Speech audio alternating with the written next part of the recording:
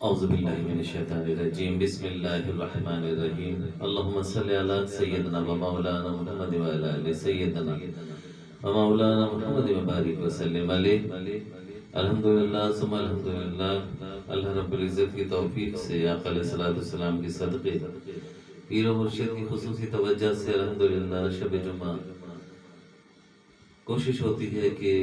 اللہ اس کے رسول کا ذکر کیا جائے اور محفل حمد و نعت سجائی جائے۔ اللہ رب العزت کی خصوصی توجہ اور نظر کرم سے توفیق سے یہ سلسلہ چلتا جا رہا ہے، چلتا رہے گا انشاءاللہ تعالی العزیز۔ اس یقین اس امید کے ساتھ کہ اللہ رب العزت اپنے پیارے محبوب آقا علیہ الصلوۃ والسلام کے صدقے پیر و مرشد کی وسیلے سے ہمیں اس محفل پاک کی برکتیں بھی عطا فرمائے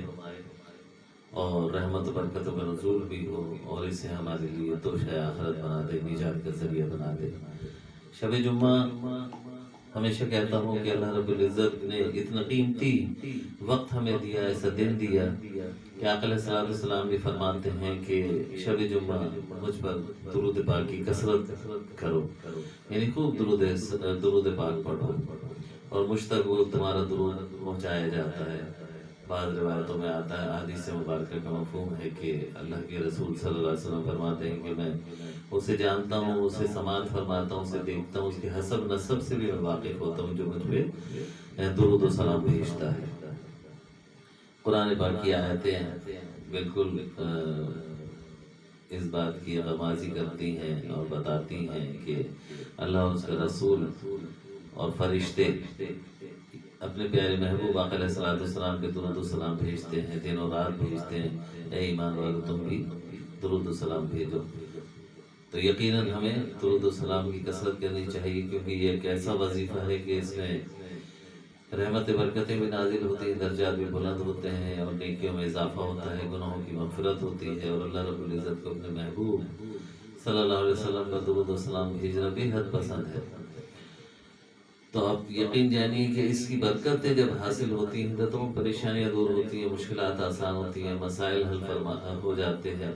اللہ اور اس کے رسول کا قرب ہمیں نصیب ہوتا ہے۔ اور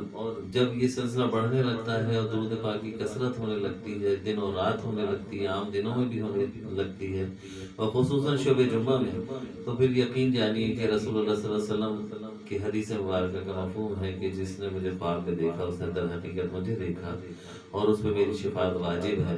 اور جب درود پاک کی کثرت ہوتی ہے، یعنی جتنا جس کو یاد کیا جاتا ہے اسے پھر وہ خواب میں ضرور دیکھتا ہے۔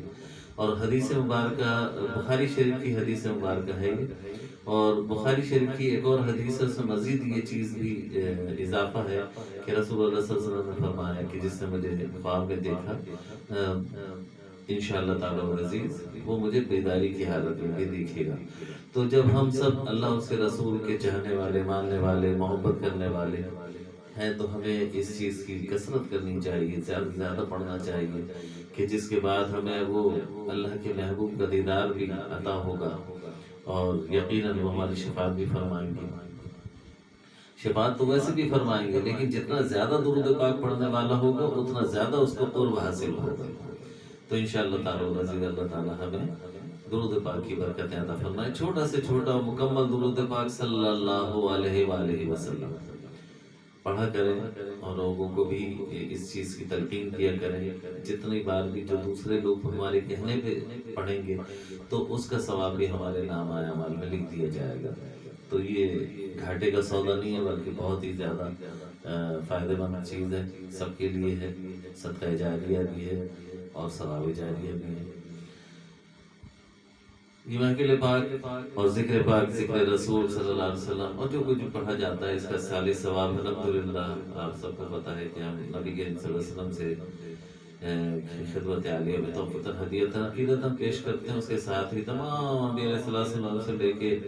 حضرت آدم علیہ السلام سے لے کے آج تک جتنے بھی مسلمان انسان جنات فوت ہو چکے ہیں، موجود ہیں، جتنے قیامت تک آنے والے ہیں، سب کو اِسارے ثواب کرتے ہیں، سب تک توفیق ہدیۃ عقیدتاً پہنچاتے ہیں۔ بالخصوص ہمارے پیر و مرشد اور ہمارے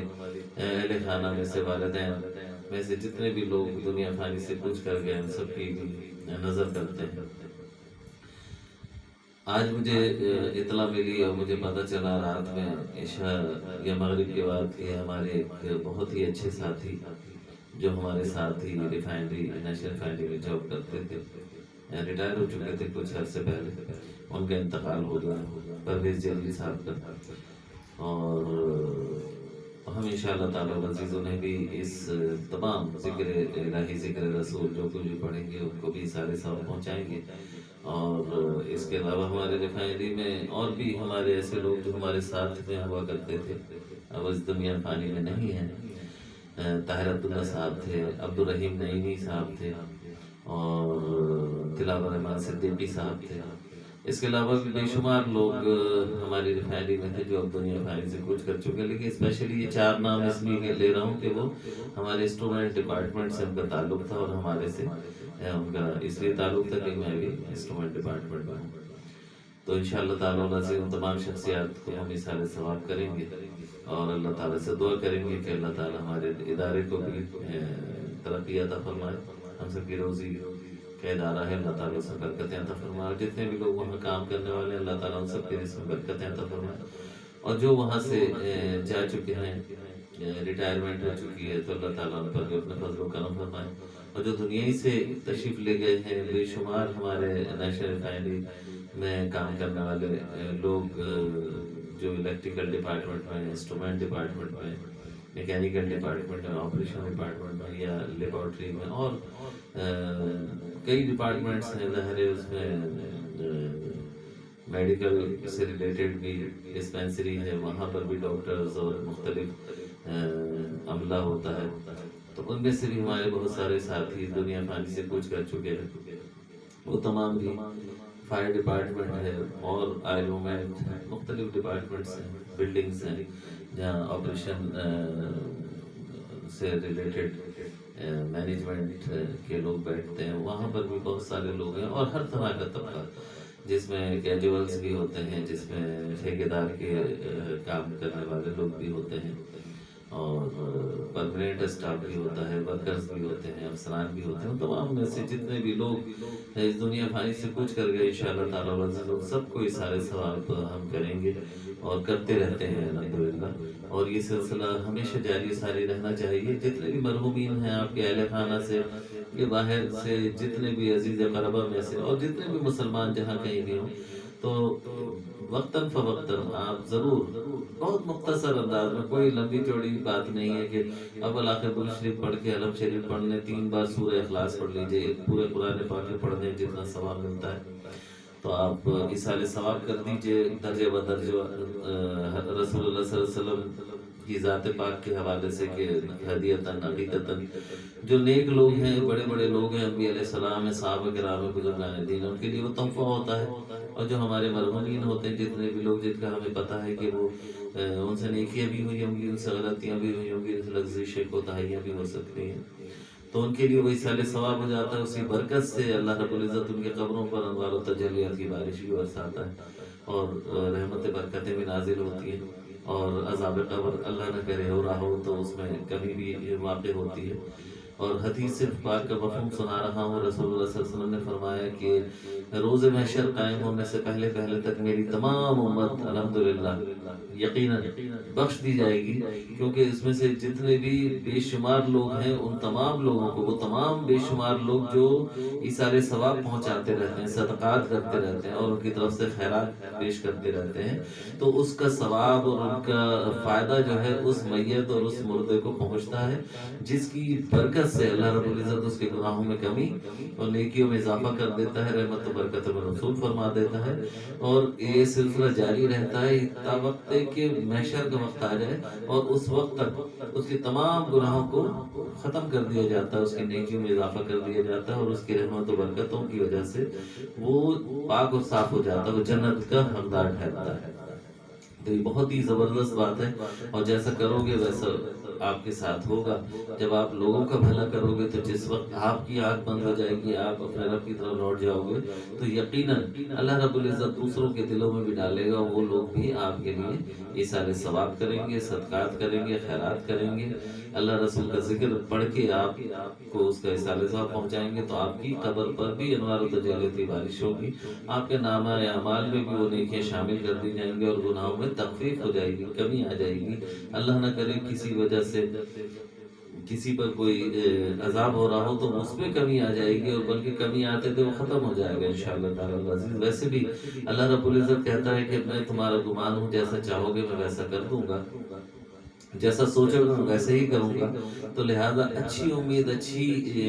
اللہ رب العزت سے لو لگانی چاہیے کہ اللہ رب العزت بڑا غفور الرحیم ہے, بڑا محبت کرنے والا ہے, بہت ہی اپنے پیارے محبوب آقا علیہ الصلوۃ والسلام کے امتیوں کے لیے تو خصوصی طور پہ وہ بہت ہی زیادہ نظر کرم کرتا ہے. تو یقیناً اس کی رحمی کریمی کا صدقہ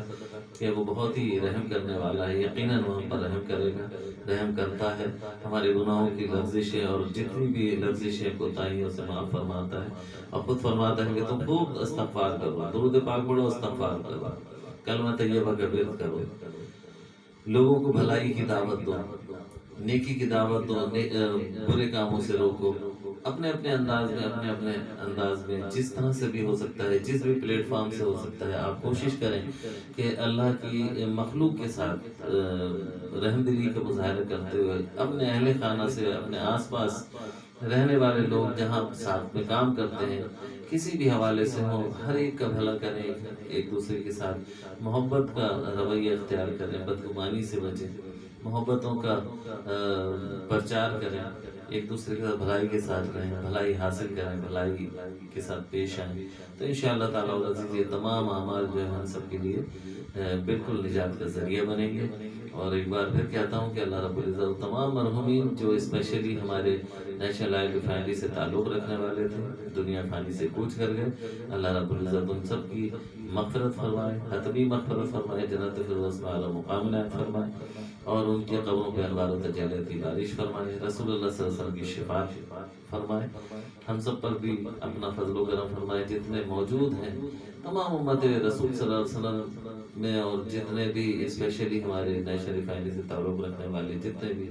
لوگ ہیں جو موجود ہیں اس وقت, اور اللہ رب العزت انہیں ایمان والی زندگی عطا فرمائے, ایمان پر موت عطا فرمائے, صحت تندرستی عافیت والی زندگی عطا فرمائے, رزق میں روزگار میں برکت عطا فرمائے,